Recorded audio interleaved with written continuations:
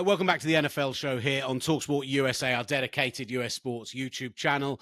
The season is, 11 days away now until the first Sunday of the season. Of course, on talkSPORT 2, as we do every Sunday or Thursday, Monday, depending on their playing through the season, carry the San Francisco 49ers, kick-starting things with a tough trip to the Seattle Seahawks.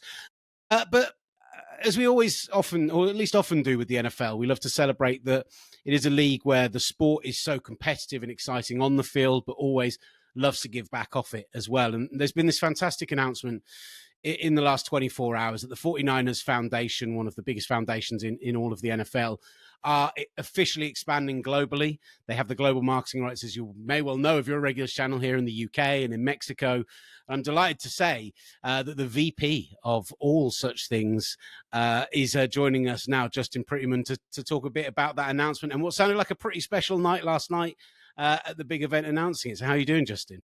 Doing great. Thanks so much for having me, Will. It's a pleasure to be here. And who needs rest when you're when you're rolling off of energy and momentum from a great night here at Levi Stadium?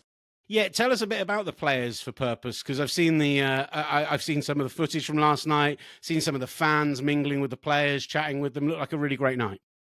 Yeah, it was super cool. It was a new kind of concept, and it all came together perfectly. The idea was to have a block party, so a neighborhood party, and really highlight the various parts of the Bay Area that we support, but also kind of in doing so, it gave us the perfect opportunity to launch our new mission statement, and that is to educate and empower Bay Area youth and beyond. So we tacked on the beyond to really put us on the map with our international markets as far as the community is concerned. So it was a Bay Area and beyond block party, and we highlighted the work here as well as the work abroad, and it couldn't have gone better. We broke records in a big way last night. Yeah, raising $1.4 million. Justin is staying very, very stoic about this and not bragging too much. He's being the British one in this situation. I'll brag for him. That's a huge sum of money to raise at an event like that, and particularly when it is going to such good causes. Yeah, it's probably a little bit of the lack of sleep that goes into to not leaning into that more. But yeah, last year, just for context, was the first time that we ever broke $1 million. So we were just over $1 million last year. So looking at what we accomplished last night and raising 1.4, that was $400,000 more than what we had raised the previous night. And I truly do think that a lot of it had to do with that expanded mission and people hearing and seeing what we're doing and finally having an opportunity to contribute. We have 49ers faithful all over the place, and you see that when we play on the road, you see that when we go international. And so this is finally a chance for folks to get in on both sides of the ball, on the field and show up to games and events internationally, but also get involved in supporting our causes internationally off the pitch and off the field. For you, for people here, for fans in your international markets in the UK and Mexico and the UAE, I didn't mention as well. What does this mean in real terms? What does this mean? What are your plans to hit the ground running? I'm sure. Yeah, the plans are big and bold. We actually last year through a fantastic partnership with the Leeds United Foundation as well as the NFL U.K. We started this program, first of its kind, called Unlocking Potential. So Unlocking Potential is a school-based program. So students around Leeds have the opportunity to learn the game of flag football during the school day and compete during the school day. So it's no additional cost. It's not something that they have to attend after school or anything like that. So it's within the school, the school day. And we set out an arbitrary goal of reaching 1,000 kids over the course of the year. I'm really proud to report that it was incredibly successful, and we hit 1,200 kids in our first year. Over half of the participants were girls who played. So that was another kind of really cool sign. And we just see the interest, not just in Leeds, but throughout the UK, with flag really starting to emerge, and everybody's looking forward to 2028. So there's just so much momentum that we're looking to replicate what we're doing in Leeds with this school-based model and bring it to our other markets. So really starting with at the youth level, getting kids playing, getting kids and communities excited about the game, and then growing from within. And I think it's worth mentioning, been around a lot of programs like this where it comes to the NFL Play 60, obviously what they've done with their own academy over here more recently. And you talk to kind of kids who've done this in London for the last 5 or 6 years, which started off as an NFL thing. And now people like yourself, the Jets, the Bears, who have had those branches in London and now in Dublin as well. And you do hear these hugely positive impacts that this is having on these kids' lives. These who are now hitting 16, 17, 18, but started joining these programs back when they were 12 or 13 years old, and really, really unlocking some potential for these kids. And I love the idea that, with you guys' connection with Leeds United, that often NFL UK fans will sometimes complain that the NFL can be a bit London centric because that's where the games are. I think a lot of people will love hearing that you're doing something outside of London, particularly up in the north of England. Yeah, Leeds has been fantastic, a fantastic partner. I've had the opportunity to get over there a couple times and meet with them. It's such a great community, a community similar to the Bay Area where there's a lot of history. There's also a lot of need there. So being able to step in with some free programming is really cool. And it's also interesting that you mentioned some of the other teams, the Jets and the Bears and the Jags.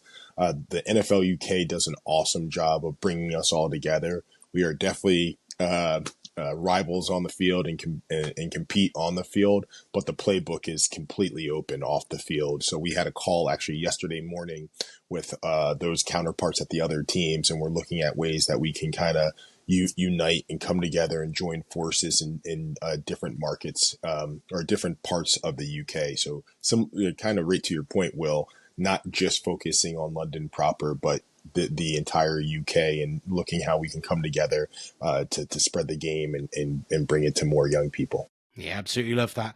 How big is it for you? And this is, I've seen it a huge amount with 49ers players over the years, but I think you see it across all 32 teams in the NFL, how much the players buy into this stuff. Because I think it's not unique to the NFL, but I think it's one of the things I find so special about the NFL is that it's somewhere where people really love to give back. Yeah, one of the cool things about this job is that you get to see players off the field. I think, so often we are consuming media and it's, football, football, football, and that is their livelihood. That's what they've done since a little kid growing up and playing the sport and whatnot, and that's their passion. But they all started the same place that the kids that were going into these schools started, running around with a ball on a playground or throwing it around with friends, and even playing other sports too and excelling in other areas, and just falling in love with the idea of teamwork and camaraderie and competing together and just the joy of sport.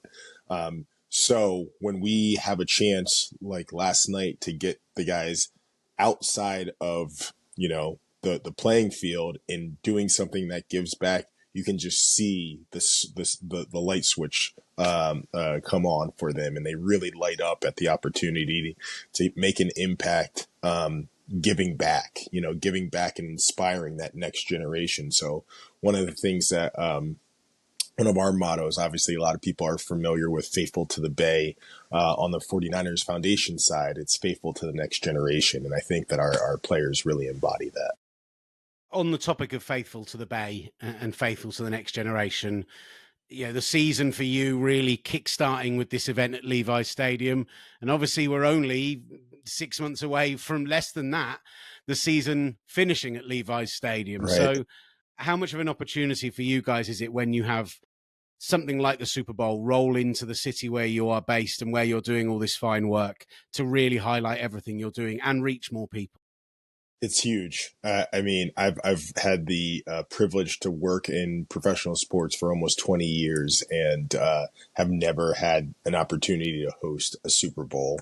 And so just getting into it now, and we've been already planning for it for months, believe it or not. And when I say planning for it, we're planning on the community side, how we can make the biggest impact. And one of the coolest things to me is that there's so many communities that aren't going to be able to have a seat at the game. So we see it as the 49ers Foundation and everybody who works on the community side for the 49ers of how can we bring the excitement to them and bring the excitement to communities, both domestically in the Bay Area, but also abroad. We want, our fans in our global markets to feel a part of the excitement of Levi Stadium hosting the Super Bowl in the Bay. So there's a lot to come. If this is my training camp, players for a purpose is my primer for getting, no sleep for a week will prime me and get me ready for what we're about to embark on in a few months. But I couldn't be more excited. Such a great opportunity.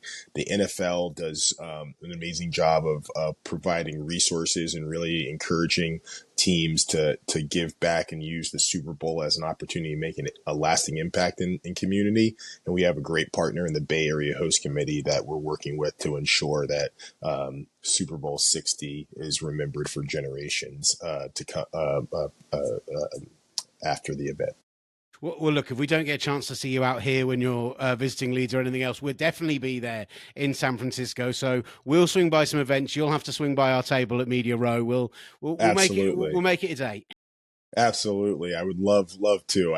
I've long listened to the excitement around Media Row and the frenzy, because it just seems like there are NFL personalities and legends walking by, and just the place is a buzz. So I will definitely seek you out. Listen, to this day, the wildest thing I've ever seen on a Radio Row, and I've been doing it, there's people who've been doing it longer, but I've been doing it 11 or 12 years now, is in San Francisco 10 years ago. On the Friday, both Jerry Rice and Joe Montana turned up to Radio Row at the same time. And this was back when they used to have fans essentially in amongst all of the stalls. Each of them had to have a 10 to 15 strong police escort just taking them through the Moscone Center, because if they didn't, they were going to get absolutely mobbed, and still were pretty mobbed. And so I think that was the biggest embodiment I've ever seen of just true superstars in that environment, and what you could see from an event like that. And that was one of my first ones. And yeah, I'm still not sure I've seen anything as wild as it since. Yeah, it feels like so Jerry Rice is the honorary chairman of the 49ers Foundation. He was at our event in support last night, get to work with him a bunch. And so, he does give off this Beatles invasion sort of vibe where Exactly. There's just like a mass of people kind of following him around, but he loves it. Wide receivers are built for that sort of elusive stage. Getting in and out. Yeah, Exactly. So I'm sure it won't be any different. It'll probably be even bigger 10 years later here in the Bay. Yeah, very cool. Look, if people want to find out more about the fine work you're doing and when things are going to ramp up further here in the UK, where can they find out more information? Please, thank you for the opportunity, Will. And please, I encourage everybody to go to 49ers.com/foundation or just follow us online at 49ers Foundation. We just dropped our annual report last night. So that's posted. There's a fantastic video in that annual report that highlights our Bay Area and beyond mission, and it highlights the work that we're doing right in the UK. So if people are interested, that's where they can keep up with all things 49ers Foundation. Brilliant stuff, Justin. Thank you so much for your time and the great work that you do. Same. Thanks for the opportunity. It's been super fun talking to you, Will.